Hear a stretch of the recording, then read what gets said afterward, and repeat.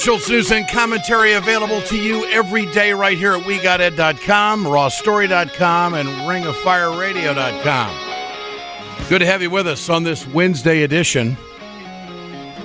No, wait a minute. It's Thursday. See how time flies when you're having fun? And I want you to know I am having fun doing this. In fact, we had more viewers and listeners to this than what that thing I used to do on MSNBC. That's right, it's growing. And thanks for the download, thanks for the listen. Not ripping anybody, just telling you what's happening. And, of course, the big story tonight is going to be the debate. And I'm not going to miss it, and you shouldn't miss it either. In fact, President Obama is asking Democrats and liberals across the country to pay attention to what's being said and then hold them accountable. I have to admit I'm struggling with the president as of late because of the Trans-Pacific Partnership and the lies that have been thrown out there. But that being said, I'm still in his corner, so to speak, and I'm sure you are too. You want him to succeed. Now, I want to talk about the debate first, and I want to talk about the Voting Rights Act. I want to get into the latest details on Keystone, and I also want to talk about the Iranian deal. We're going to have someone actually from the negotiating team on this production here coming up within the next half hour, so stay with us. Now, first of all, the debate tonight. Why has Donald Trump led in the polls from start to where we are to the first debate? There's been no stumble. And I will tell you that this is nothing more than another appearance on The Apprentice for Trump. He knows how to do this. So don't expect any big faux pas or any big stumble or any big foot in his mouth tonight. That's not going to happen. The Republicans are now willing to adopt, again, this Reagan philosophy that don't rip ass on another Republican. It's the Reagan 11th commandment or whatever. I think it's arrogant that they would even go so far as to put it in the realm of the 10 commandments, but that's where they are. Arrogance is a key word. Everybody's talking about how Donald Trump has tapped into a frustration of Americans.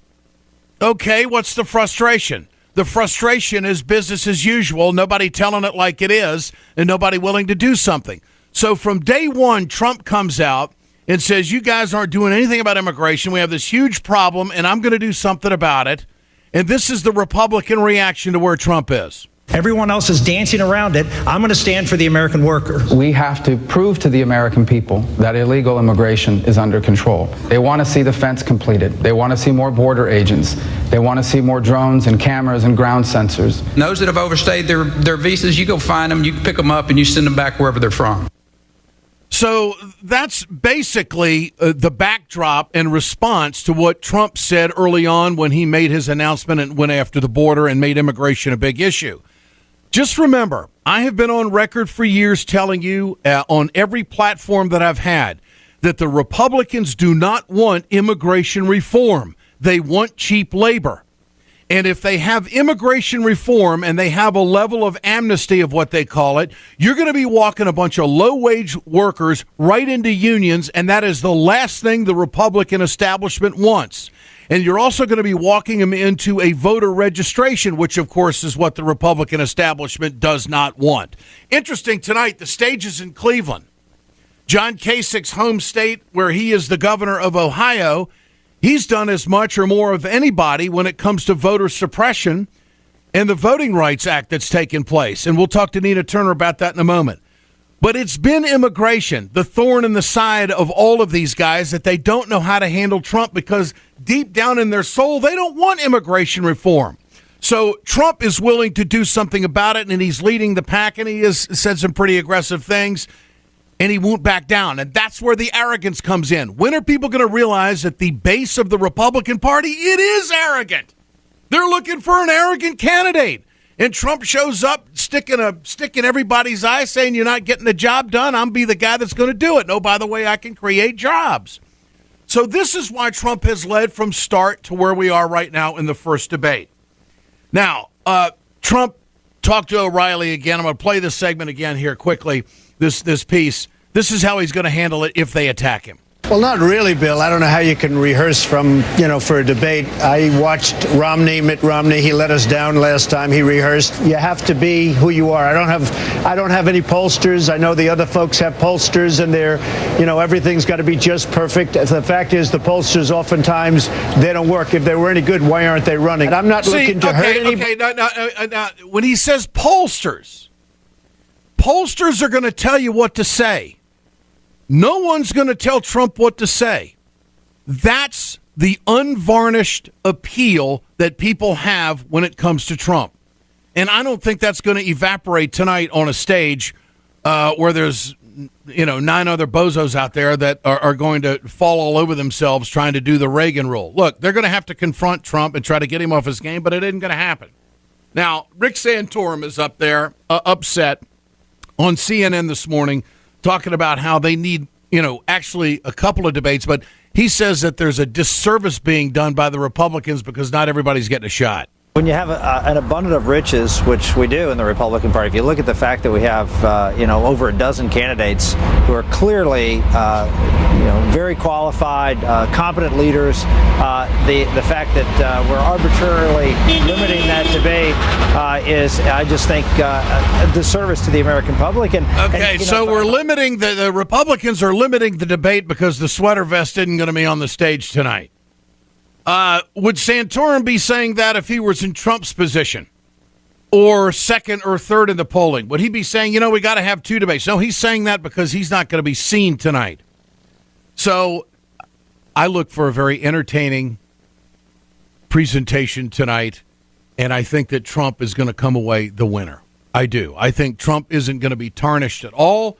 I think he's not going to hurt his poll position at all. I think he's going to be able to turn to the rest of these guys and talk to them about jobs, because that's where the country is.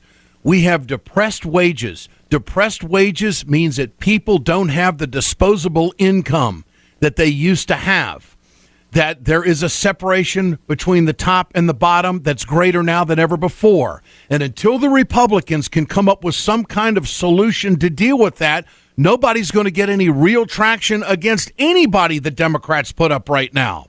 Stay with us. When we come back, it's the 50th anniversary of the Voting Rights Act. State Senator Nita Turner of Ohio joins us. She's been an activist in this regard. There's been some rumblings down in Texas, a ruling that has taken place. We'll see how that affects it all. And, of course, tonight's debate. Will it even get to voting rights? Will any of them even comment on voting rights? Probably not. We're back after this. Hey, folks, you've heard me talk about BioGreen Clean. I'm going to show you right now on my airplane just how tough this is. I want you to keep in mind, chemical-free, 100% plant-derived, biodegradable. It is the safest cleaner that you can get, and it's the most effective. Go to our website, wegoted.com, or go to biogreenclean.com. www.biogreenclean and order today.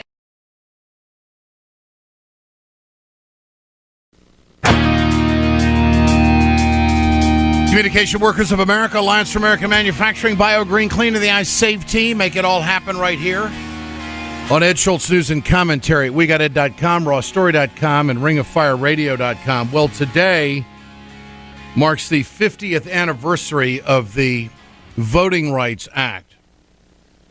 This is something that young people, I think, have to grasp, and I don't know how this is being handled in the educational system. But there was discrimination in this country. And in 1965, President Lyndon Johnson, 50 years ago to this day, signed this historic law. And it was signed because in southern states, there were literacy tests. They didn't want the black folks voting. So they thought, well, they're not smart enough to vote, so they got to pass this test. There were poll taxes. There were institutionalized efforts to disenfranchise the African-American vote. Well, fast forward to today, 50 years later, this kind of crap is still going on. And because of the changing demographic in this country, I believe that the Republican Party is all about going after voting rights, to make sure that minorities don't have the same access or have to jump through different hoops because the Republican Party's not going to like the outcome. There is a concentration of wealth that's taking place in this country, and people do vote their pocketbook, and you can figure it out from there. All right. So I don't know if this is going to come up tonight in Cleveland. Fox News wouldn't be worth their salt if they didn't bring it up, because this is out there across America. And the president, of course, is bringing light to it with a video teleconference today asking supporters to pay attention to this and on the 50th anniversary of this. How on the 50th anniversary of the Voting Rights Act could it not be a subject for the Republicans in debate? State Senator Nina Turner of Cleveland, Ohio, joins us here. Nina, great to have you with us. You have done a lot of work on this. What about tonight? Does this play into it, you think? I hope so, Ed, but like you, I'm not so sure that the commentators on Fox will even bring it up, but they should. This is pivotal. You can't have people running for office that on one hand, and then on the other hand, they want to stop people from voting. And most of these policies have come by way of Republican leadership in our country. 50 years later, go figure. So it's just the irony of that. So tell me about QwbeAC. What has QwbeAC done in Ohio when it comes to voting rights? Well, the governor certainly has signed every single, well, I won't say every single, because there was one that just happened earlier this year that he did a line item veto in the budget. But for the most part, every single bill that the Republicans have put forward to take away access to the ballot box, unfortunately, the governor has signed those bills. And one in particular, the bill that took away Golden Week, and that was a period of time in Ohio where you could both register and vote at the same time. And if you talk to experts who understand the data and the trends, they will tell you, Ed, that the best way to increase voter turnout is to create systems whereby people can register and vote at the... So a good question for QwbeAC tonight would be, why did you get rid of Golden Week in your state of Ohio, where we're broadcasting from tonight? And let him explain that one. Well, not just for him, Ed. I mean, if you look at most of the candidates there, with the exception of the Donald and Dr. Carson, most of them have engaged in trying to suppress the vote. I mean, you may remember in Florida, Jeb Bush, Governor Bush, he purged in 2000 and 2004 those voter rolls. He allowed that to happen, and he didn't say a mumbling word. So most of those candidates, and then the candidates who are in the Congress, whether they're in the pre-show or they're on the main stage, what about the Voting Rights Advancement Act that is before the Congress right now? If they want to do something to honor the legacy of that civil rights generation, Ed, who gave of their blood, sweat, and tears.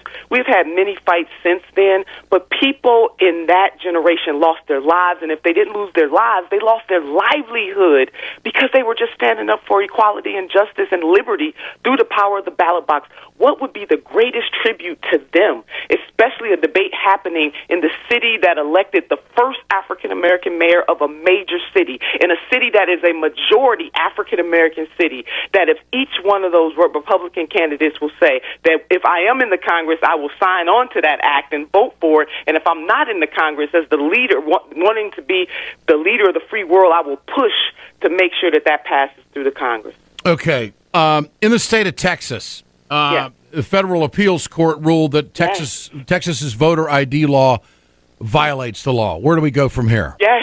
We need more states to do that, and that is so exciting. And we know that there's also a lawsuit pending in North Carolina, which has one of the most egregious turning back of the hands of time that we've seen as of late. And, as soon as the Supreme Court gutted the VRA in 2013, many of those states, including North Carolina, that gave them the free, willing authority to take us back in time when it comes to voting rights. So I am hoping that more courts will slap down these Republican attempts to suppress the vote. But Ed, having to go through the court system, that is not the right way to give people access to the ballot box. But I am so happy about that. All right. Former State Senator Nina Turner of Cleveland, Ohio, with us tonight. Great to have you with us, Nina. Appreciate your time. Ed. Thanks Glad so much. to have you your bet. voice still booming through the airwaves. You bet. A story we did here on our production last week was the Democratic candidates and the Keystone XL pipeline and trade, and what are their definite positions on this. Hillary Clinton has been wordsmithing this all along. I do want to get an update from Jane Kleeb when it comes to, okay, where is the project? What is the holdup? What is TransCanada doing?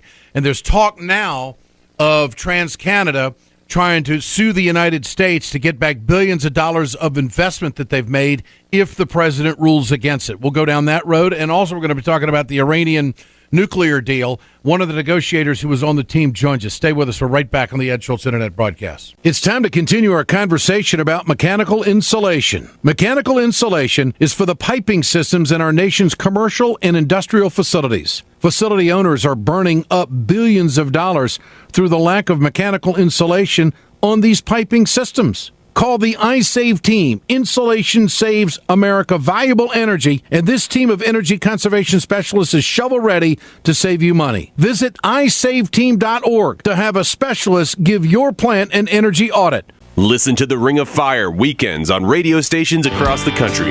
Get more information and the news of the day at ringofireradio.com. Communication Workers of America, Alliance for American Manufacturing, BioGreen Clean, and the iSave team bring you this production Monday through Friday. All right, the Keystone XL pipeline, it's one of those stories that constantly is out there, and it kind of falls by the wayside of the mainstream media. I want to go back to Jane Kleeb, Bold, Nebraska. What is the legal holdup? Where is it right now? I know that eminent domain is playing into this, and there's some legal decisions that have to be made.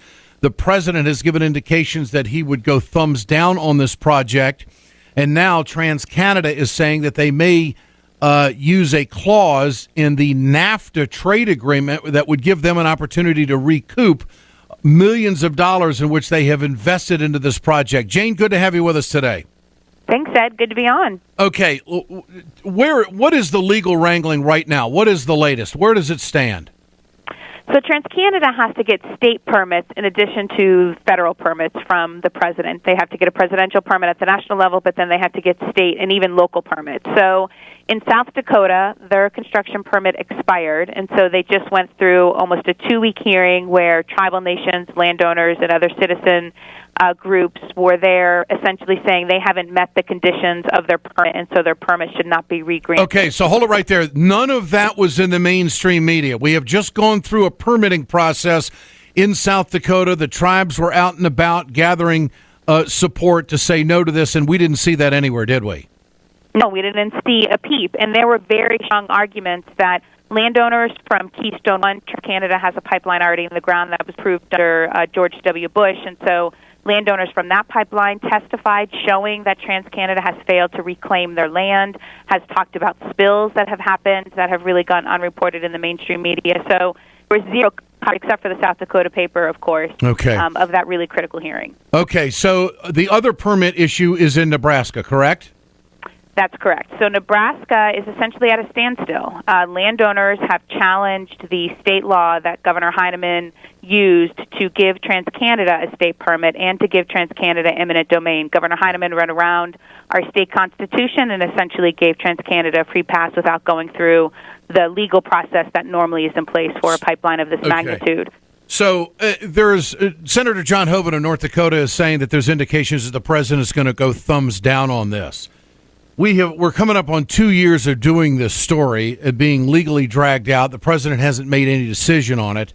He has used Keystone as a bargaining chip, saying, hey, come support me on this trade agreement. I'm with you on Keystone.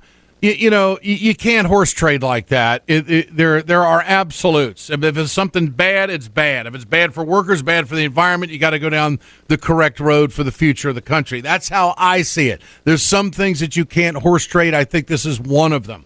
Hillary Clinton has not been definitive at all about where she stands on this. It is about the oil. It is about getting us off fossil fuels. It's also about not bringing tar sands oil to market because it is absolutely the worst oil on the face of the earth. And it's also politically about lining the pockets of the Koch brothers. And where the hell are the Democrats, the movement in this country, to say, no, we don't want to do that, because the Kochs are going to turn around and use it against such as voting rights, which we were just talking about. So, on all fronts, this is a bad deal. All right, so the legal process, the permitting process on a state and federal level is still at issue. The next thing I want to talk about is what's TransCanada doing? Are they trying to play this bargaining chip in NAFTA in a previous agreement where they would sue the United States to get their investment back? What's happening there? From what we're hearing from reporters that are talking to TransCanada staff is that they are considering two options. They also have admitted to political press that, yes, they also think that the president's going to be rejecting this pipeline very soon. So that's good news for us, but TransCanada, of course, is still trying to show their investors that this pipeline is still alive. So they're saying two things. They're saying, one, that they will try to sue to recoup billions of dollars from the United States through NAFTA, which is obviously why we were against TPP, because that process would just make it easier for TransCanada. So that's one route they're going to try to take. Mm-hmm. The second route is that they are going to wait for the next administration. They think any Republican that's kind of on that field will approve Keystone immediately, but they also think Secretary Clinton will approve this pipeline. So they are essentially saying they have both of those paths available to them. Okay, Jane Kleeb, thanks for the update. Always great. Great work. We'll stay in touch. I appreciate it. Thank you. Thanks, Ed. Jane Kleeb, Bold, Nebraska, with us here on the Ed Schultz News and Commentary on the Ed Schultz Internet broadcast. All right, President Obama, the Iranian nuclear deal. We are in this 60-day negotiating period within Congress as to whether they're going to approve this or not. The president is out making a pitch at American University yesterday, talking about how the people who are against this are the same people that wanted to go to war in the first place. I know it's easy to play on people's fears, to magnify threats, to compare any attempt at diplomacy to Munich.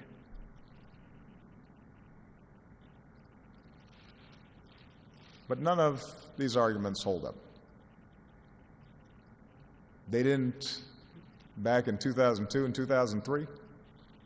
They shouldn't now.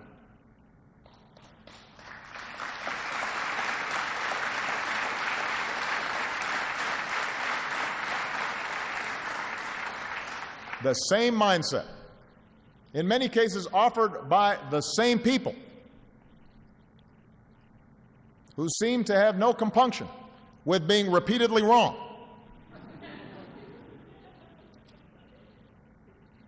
led to a war that did more to strengthen Iran, more to isolate the United States than anything we have done in the decades before or since.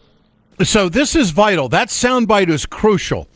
And if any of the Republicans are worth their salt tonight in this debate, they will some way weave in a response to that, because that's where we are in a nutshell. Our intervention into the Middle East has only strengthened the Iranians and caused this terrible civil war that has unfolded in Syria. And the only guy that has been talking about this in those terms has been Trump, who says, I would have never gone there because this is what would have happened, and where we are right now is exactly what he predicted. So the question is solution. This is the option that the President of the United States is facing. Here it is. So let's not mince words. The choice we face is ultimately between diplomacy or some form of war. Maybe not tomorrow, maybe not 3 months from now, but soon. So, you know, what the Republicans are going to do tonight is they're going to vilify all Iranians on that stage in Cleveland, saying that they can't be trusted, that they're state sponsors of terrorism, and the president admits that. But first things first, do we want them to have the capability to have a nuclear bomb? And do we think that advanced technology in the world is going to bring their society along where there may be some kind of change of thought within their people that maybe being radical is not the right way to deal with global security? The Republicans are approaching this entire situation as if none of the Iranian people are for global security. They're for annihilation. And they can't wait to get their hands on a bomb so they can annihilate the whole goddamn world. I mean, that's really where the Republicans are right now. They want you to believe that the only reason why they want the bomb is that they want to get rid of the entire globe. I find it amazing. All right, now, the other pitch that's going to be made is going to be on the sanctions. And a gentleman who was involved in the negotiating team will join us when we come back. This is brought to you by the Communication Workers of America, a progressive group that is working hard to restore our voting rights and our bargaining rights in the workplace. CWA-union.org. Now this. We perpetuate a culture of crime all the way from Wall Street right down to the main street in our hometowns. It's worse than it has been since FDR took control of the problem and said we can't count on industry taking care of the American labor. They probably have already engaged into some type of criminal cover-up, and the law prohibits the government from even doing anything about it. Catch America's lawyer Mike Papantonio on YouTube at youtube.com/GoLeftTV. Communication Workers of America, Alliance for American Manufacturing, BioGreen Clean, bring you this production daily. Ed Schultz, news and commentary. You ever heard that? Well, you've heard it, the saying, I'd like to be a fly on the wall when that discussion was taking place. I think a lot of Americans feel that way about what has gone on with the Iranian nuclear talks and just how they have maneuvered their way through all of this to get where we are right now. President Obama, as I said, making a forceful appeal yesterday, trying to explain to the American people exactly, what the consequences are if we do not get this agreement approved in Congress. Richard Nephew is a former director for Iran at the United States National Security Council and member of the U.S. negotiating team. He was involved in the negotiating team from August of 2013 to December of 2014. He's currently a fellow at the Center for Global Energy Policy at Columbia University. Mr. Nephew, good to have you with us today. Thanks very much. Thanks for having me. You bet. Explain how these sanctions would come off and how the conversation went in dealing with the sanctions, because it seems that this was really what the Iranians wanted. They wanted the freedom to do commerce and get access to frozen assets. How did that all unfold from your perspective? Absolutely. I think the Iranians for a number of years have been saying that they didn't really care about sanctions, but the proof is their first demand when we started meeting with them, which was that the sanctions have to come off, and they have to come off before any nuclear steps could be taken. So the Iranians were quite insistent that they get a lot of economic relief, and we turned that to our advantage, saying that if you want a lot of economic relief, we need a lot of nuclear relief. And I think that really is demonstrated in the final deal, which will require Iran take a number of very significant nuclear steps that will push back its opportunity to get a bomb before a single extra dollar of sanctions relief is given to the Iranians. The picture that's being painted politically is that all Iranians want to annihilate the rest of the world. I mean, your thoughts on that? I think that is as much an exaggeration as you can come up with. I mean, basically, it presupposes that a population of 90 million people all think the same thing, and that they're mindless drones just supporting this martyrdom complex and this quest. It simply isn't the case. I think it's reality that there are a number of very complex political issues inside of Tehran. It is useful to rally around the flag by having someone to oppose, and the United States and Israel are convenient targets because of our past history as well as our regional policy. But the real view inside of Iran actually is quite favorable to the American people, to the American way of life, and I think that with a lot of economic integration, we can give the Iranian people an opportunity to experience some of that and perhaps even change their own system over time. Are you confident that the access that has been explained to the American people is real? That these daily inspections and these hourly waits, and that there's just no way they're going to be able to cheat it? If they do, we'll find them? Absolutely, and I think the history of the Iranian nuclear program demonstrates that. The Natanz enrichment facility, which everyone's so concerned about, was detected years before centrifuges were installed. And the same with regard to the Fordo facility, which is this one hidden under the mountain that everyone thinks is involved in a possible future attempt for the Iranians to build a covert bomb. We knew about it. We knew about it before centrifuges were in place, and we were ready to expose it. Yeah. And I think that a combination of inspections and intelligence is going to serve us well here. What was your role on the negotiating team? So I was the lead sanctions expert, basically trying to come up with a way of articulating how sanctions work and how relief could work. But I also, in a former life, was a nuclear nonproliferation expert focused on Iran. So I also tried to combine what was appropriate for sanctions relief for what was required on the nuclear side. How far along are they? Do we know that if we don't ratify this deal in Congress that they are months away? Is that correct? They are months away. They have the capacity to produce enough nuclear material for a bomb within 2 to 3 months. And that's just uranium. If they finish this reactor they're building, then we've got a plutonium path to deal with too. Okay. So what is our path if these Republicans, and that's exactly is against this, what if they are in unison in blocking this? What is that? Where does that leave us?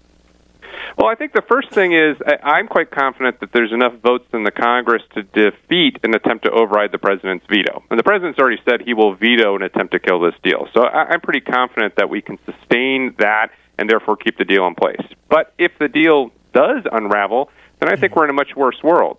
We're dealing with a sanctions regime that will unravel, an Iranian nuclear program that will expand. And I think this idea that we'll get a better deal out of it is simply insane. It presupposes that a much larger Iranian nuclear program can be forced to get much smaller than what the deal would arrange, all for less sanctions pressure. And I just don't see how that math holds up. The pitch that's being made to the American people from the antis is that the Iranians can't be trusted.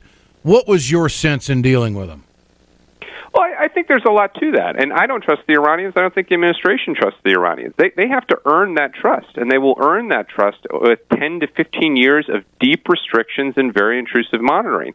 And by the way, if at the end of that 15-year period we still don't like what we see, we are just as free as the Iranians to choose our own path and our next course of action. And that's everything from going back down the sanctions path to using military force. So all of our options remain if we do this deal. They don't if we don't do this deal. If you had to characterize the performance of Secretary of State John Kerry, how would you do it?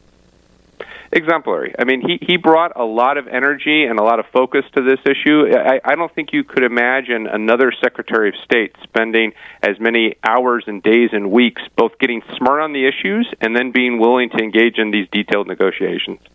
He has made the pitch there's no way the Iranians can cheat without being caught. You agree with that? No way is hard to say. I mean, look, there is always a possibility. I think the real issue here is, with this deal, the chances of them cheating and getting away with it are very, very small. Without this deal, they can both pursue a declared nuclear program we don't like and a covert program. So we're, again, just much less safe with no deal. What are they going to do with the assets? I mean, this isn't money that's being given by the United States or any of the P5 countries. I mean, these are assets that are Iranian assets that have been frozen. And their ability to do international commerce has been horribly hampered. It's hurt their society. They want to, I believe, invest in infrastructure and do things. But then, of course, the antis are saying that, well, they're going to use this money to be a greater state sponsor of terrorism. What's your sense about what they're going to do with these frozen assets once they are alleviated to them? Well, I think the vast preponderance of the assets are going to go to domestic development. I think it bears noting that the sanctions that held up all this money only came into effect in 2012 and 2013. So we know what they were doing with this money before that. And we know that they spent basically from the oil boom at the beginning of the turn of the century all the way through 2012 trying to do domestic infrastructure projects. They had a lot of corruption issues and corruption problems, but that was their main focus. Now, I've said that I think the Iranian people are going to be putting pressure on their government to use those assets on them. Absolutely. And I think if you look at the election results in 2013, the reason why Rouhani is president now is because the Iranian system recognized that unless it got sanctions relief, it wasn't going to be able to get the economy running again, and that's what the people wanted. Yeah. Now, I want to say, though, I do think that some of these assets are going to go to support terrorism. I think there are activities the Iranians have engaged in since the Iranian Revolution that we don't like. But I think that's the critical point. Even when they've had massive economic pressure, they've supported terrorism. Even when they've been at war with Iraq, they've supported terrorism. The problem here is not how much money they have. The problem is an Iranian foreign policy that we need to address through a better regional policy on our part. Okay, which, of course, has not been done by one political party in this country. Richard Nephew, great to have you with us. Great resource. I appreciate your time today. Thanks so much. Thanks for having me. You bet. Richard Nephew is currently a fellow at the Center for Global Energy Policy at Columbia University. He was on the United States negotiating team during the Iranian talks from August 2013 to December 2014. And, of course, his focus in the negotiations was sanctions. And that, of course, is what the Iranians wanted lifted right away to get this thing done. This is the Ed Schultz Internet Broadcast, brought to you by Communication Workers of America, Alliance for American Manufacturing, Bio Green Clean, and the iSave team. The big debate is tonight. I'm back tomorrow with plenty of commentary and breakdown. Have a great one.